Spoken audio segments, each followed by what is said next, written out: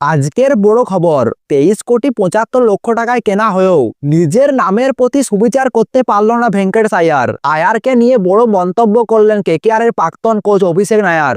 আর সেই মন্তব্য থেকে জল্পনা, পরের নিলামে কি আবার কেকেআরে ফিরতে চলেছেন ভেঙ্কটেশ আয়ার? চলুন তাহলে গোটা বিষয়টি জেনে নিই। 2024 সালে কেকেআর 23,75,00,000 টাকা খরচ করে ভেঙ্কটেশ আয়ারকে কেনেন, কিন্তু মোটা অঙ্কে কেনা হলেও তার পারফরমেন্সে ছাপ ফেলতে পারেনি। কিন্তু এখানে শেষ নয়, এর মাঝে সামনে এলো অভিষেক নায়ারের বক্তব্য, যা পুরো গল্পটা ঘুরিয়ে দিতে পারে। একটি সাক্ষাৎকারে অভিষেক নায়ার বলেন, প্রথম দিন ট্রায়ালে ভেঙ্কটেশ আয়ার এগিয়ে আসার সময় ওর মধ্যে আমি অন্যরকম সাহস দেখেছিলাম।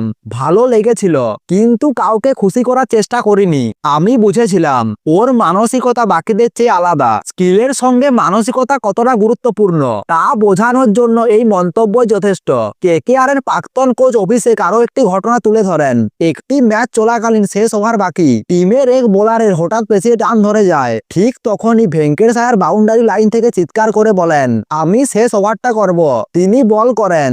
ওই ওভারে 18 রান খেয়েছিলেন। কিন্তু অভিষেকের মতে এই 18 রান নয়, কঠিন সময়ে এগিয়ে আসার মানসিকতা তাকে সব থেকে বেশি মুগ্ধ করেছিল। নিজেকে প্রমাণ করার তাগিদে আত্মবিশ্বাস, এগুলোই ভেঙ্কটেশ আয়ারকে অন্য থেকে আলাদা করে। ভেঙ্কটেশ কেকেআরের যাত্রা শুরু করেন 2021 সালে, মাত্র 10টি ম্যাচে 370 রান। এটাই সেই বছর যখন কেকেআর ফাইনাল উঠেছিল। 2024 সালে কেকেআরের ট্রফি জয়ের কারণ হলো 370 রান। দারুণ শুরু, তবে গত বছর পারফরমেন্সে খুব খারাপ সময় কাটান তিনি। এই কারণে তাকে ছেড়ে দেওয়া হয়। এবার আসল প্রশ্ন, কেকেআর কি আবার সত্যি ভেঙ্কটেশ আয়ারকে দলে নিতে চাইছেন? অভিষেক নায়ারের মন্তব্যে এটি পরিষ্কার, দল এখনো তাকে নিয়ে ভাবছে। টিম ম্যানেজমেন্টের পছন্দ পাওয়া মানেই ফিরে আসার দরজা খুলে যেতে পারে। আইপিএলে মোটা দামে কেনা ক্রিকেটারদের মধ্যে ভেঙ্কটেশ আয়ার ছিল চর্চিত নাম। এবার সুযোগ পেলে আবারও কেকেআর হয়ে মাঠে নামতে দেখা যেতে পারে ভেঙ্কটেশ আয়ারকে।